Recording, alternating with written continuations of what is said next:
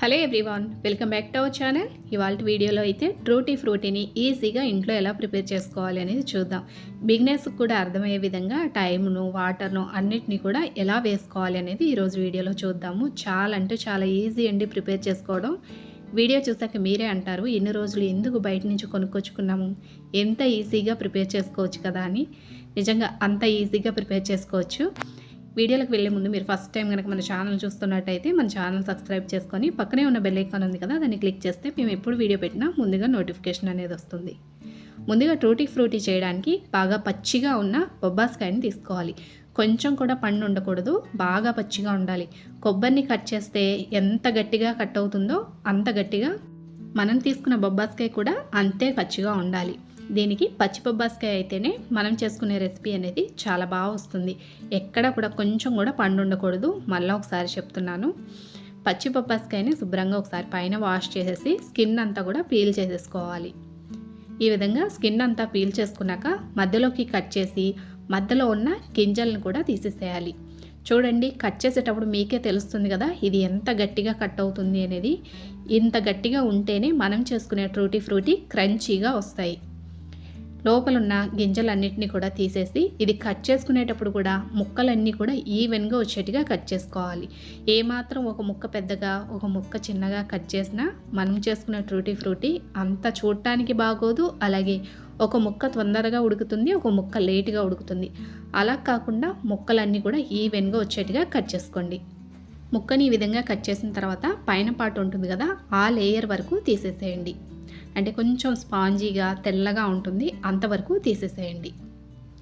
ఇలా తీసిన తర్వాత ముక్కని వీడియోలో చూపిస్తున్నట్టుగా కట్ చేసుకోండి. ఇలా కట్ చేసినట్టయితే మీకు ప్రతి పీస్ కూడా ఒకే షేప్లో కరెక్ట్గా వస్తుంది. మనకి ట్రూటీ ఫ్రూటీ మార్కెట్లో కొనుక్కునేటప్పుడు ఎంత చక్కటి షేప్లో ఉంటాయో అదే షేప్లో మనకి ఈ ముక్కలు అనేవి రావాలి. చూడండి, ఈ విధంగా మధ్యలోకి కట్ చేసుకొని కావలసిన సైజులో చిన్న చిన్న పీసెస్గా కట్ చేసుకోండి. కొన్ని చోట్ల ట్రూటీ ఫ్రూటీ కాస్త పెద్ద సైజు కూడా ఉంటాయి కదా, మనకి కావాల్సిన సైజులో అయితే కట్ చేసుకోవచ్చు. కానీ ఏ సైజులో కట్ చేసినా కూడా ముక్కలన్నీ కూడా ఒక్కటే సైజులో ఉండేట్టుగా చూసుకోండి. చూడండి, ఈ విధంగా కట్ చేసుకోవాలి. ఇలా అన్నీ సమానంగా కట్ చేసుకుంటే మనకి ఉడికేటప్పుడు కూడా అన్నీ కరెక్ట్గా ఒకేలాగా ఉడుకుతాయి. చూడండి, ముక్కలన్నిటినీ కూడా సేమ్ ఒకటే సైజు వచ్చేట్టుగా ఈ విధంగా కట్ చేసుకోవాలి. మనం కట్ చేసుకునే దాన్ని బట్టే ఈ ట్రూటీ ఫ్రూటీ అనేవి మనకి కావాల్సిన సైజులో కరెక్ట్ షేప్లో వస్తాయి. చూడండి, ప్రతి ముక్క కూడా చక్కగా ఒకటే సైజులో ఉంది కదా. ఇప్పుడు స్టవ్ ఆన్ చేసి గిన్నె పెట్టుకొని దాంట్లోకి ముక్కలు మునిగేంత వరకు నీళ్ళను పోసుకోండి. ఇప్పుడు ఇందులోకి చిటికెడు ఉప్పును కూడా వేసుకున్నాక మనం ముందుగా కట్ చేసుకున్న బొబ్బాస్కాయ ముక్కలు ఉన్నాయి కదా, వాటన్నిటిని కూడా ఇందులోకి వేసేసుకోండి.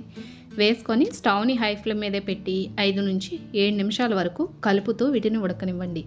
ఎక్కువసేపు ఉడకనిచ్చారు అంటే ముక్క మెత్తబడిపోతుంది. క్రంచీనెస్ అనేది తగ్గకుండా ఉండాలి అంటే మీరు 5 నుంచి 7 నిమిషాలు మాత్రమే ఉడకనివ్వాలి. చూడండి, 7 నిమిషాలకి కొంచెం కలర్ చేంజ్ అయింది కదా. ఇప్పుడు నీళ్ళేమి లేకుండా ముక్కల్ని మాత్రమే తీసుకొని ఒక బౌల్లోకి వేసి పక్కకు పెట్టుకోండి. ముక్కల్ని కప్పు మెజర్మెంట్లో తీసుకున్నాము అంటే పంచదార కూడా కరెక్ట్గా తెలుస్తుంది. నేనైతే ఒక బౌల్ మెజర్మెంట్లో తీసుకున్నాను. 2 బొబ్బాస్కాయలు అయితే నాకు ఒక బౌల్ అయితే ముక్కలైనవి. ముక్కను చూడండి, పట్టుకుంటే ఇలా క్లియర్గా కనిపించాలి, అలాగే మెత్తగా కూడా ఉండకూడదు. ఈ విధంగా ఉడకాలి. ఇప్పుడు స్టవ్ ఆన్ చేసి గిన్నె పెట్టుకొని ఏ కప్పుతోటైతే మనం ముక్కల్ని మెజర్ చేసుకుంటామో అదే కప్పుతోటి అరకప్పు పంచదార, అరకప్పు నీళ్ళని పోసుకోండి.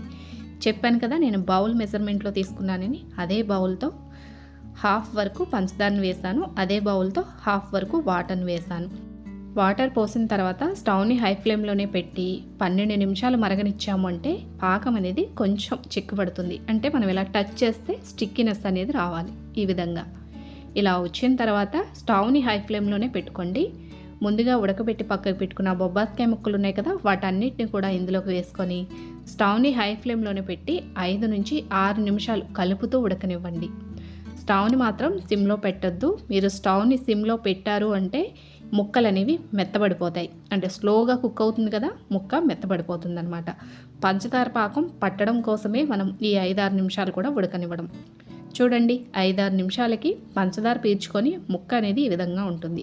మనం కొరికి చూస్తే క్రంచీగా కూడా ఉంటుంది. వీడియోలో చెప్పే ప్రతి టిప్ని ఫాలో అవుతూ ప్రిపేర్ చేస్తే మీకు కూడా ఈ రెసిపీ అనేది 100% వచ్చి తీరుతుందండి. చూసారు కదా, 5-6 నిమిషాలు ఉడికింది అనుకున్నాక ఒకసారి కలిపేసిన తర్వాత ఇందులోకి మీ దగ్గర ఉంటే కనుక స్ఫటిక ముక్కని వేసుకోండి. స్ఫటిక వేయడం వల్ల ముక్కలు కలర్ మారకుండా ఉంటాయి, అలాగే పాకం చిక్కబడకుండా ఉంటుంది. లేదు అంటే ఈ ప్లేస్లో మీరు అరచెక్క నిమ్మరసాన్ని అయినా కూడా వేసుకోవచ్చు. స్ఫటిక వేసిన తర్వాత ఒకసారి కలుపుతూ ఇంకొక నిమిషం పాటు ఉడకనివ్వండి.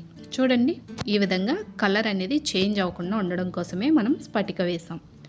ఇప్పుడు ముక్కల్లో పాకం ఏమీ రాకుండా ముక్కల్ని మాత్రమే ఒక స్టైనర్ సహాయంతో తీసుకొని మీరు ఎన్ని కలర్స్లో అయితే చేసుకోవాలి అనుకుంటున్నారో అన్ని బౌల్స్లో కూడా ఈవెన్గా ఈక్వల్గా వచ్చేట్టుగా వేసుకోండి.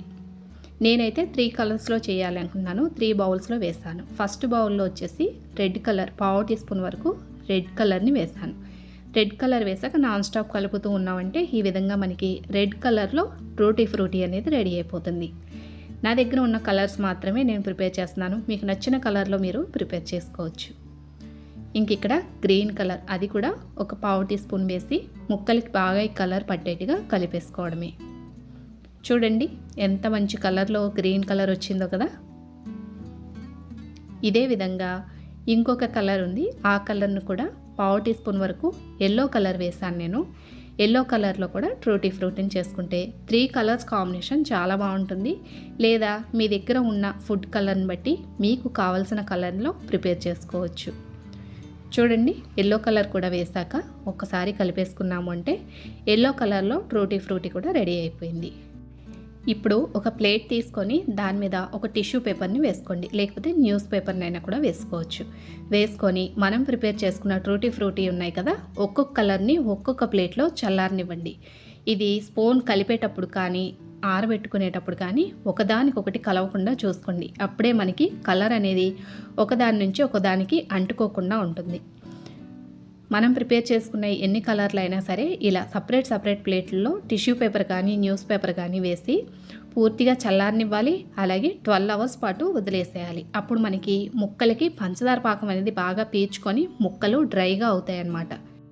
ఇలా ప్రిపేర్ చేసుకున్న ముక్కల్ని నేను 12 గంటల పాటు అలానే వదిలేశాను. తర్వాత టిష్యూ పేపర్ అంతా తడిని పీల్చుకొని ముక్కలు అనేవి పూర్తిగా ఆరిపోయి ఉంటాయి. ఇలా ఆరిన వాటిని ఒక బౌల్లో 3 కలర్ని కలుపుకొని మిక్స్ చేసుకోవాలి. మనం మిక్స్ చేసుకున్నాము అంటే మంచి కలర్ఫుల్గా చాలా అంటే చాలా బాగా కనిపిస్తాయండి మిక్సింగ్ తర్వాత. చూడండి, మనకి మార్కెట్లో దొరికే ట్రూటీ ఫ్రూటీ ఎంత క్రంచీగా అలాగే ఎంత పొడిలాడుతూ ఉంటాయో అంతే పొడిలాడుతూ మనం ఇంట్లోనే హ్యాపీగా ప్రిపేర్ చేసుకోవచ్చు. చూసారు కదా, ఇలా ప్రిపేర్ చేసుకున్న వాటిని డబ్బాలో వేసి మూత పెట్టి ఫ్రిడ్జ్లో స్టోర్ చేసుకుంటే క్రంచీనెస్ అనేది పోకుండా 3 మంత్స్ వరకు కూడా మనం వీటిని వాడుకోవచ్చు. ఇప్పుడు వచ్చేదంతా కూడా న్యూ ఇయర్, క్రిస్మస్ కదండి, కేక్లోకి చాలా బాగుంటుంది. తప్పకుండా ప్రిపేర్ చేసుకోండి. అలాగే మీరు ట్రై చేశాక మీకు ఎలా కుదిరింది అనేది కామెంట్ సెక్షన్లో తెలియచేయండి. అదండి వాళ్ళకి రెసిపీ మీ అందరికీ నచ్చిందని అనుకుంటాము. నచ్చినట్టయితే లైక్ చేయండి. కొత్తవారైతే ఛానల్ సబ్స్క్రైబ్ చేసుకోండి. మరొక మంచి రెసిపీతో మళ్ళీ కలుస్తాము. Thanks for watching.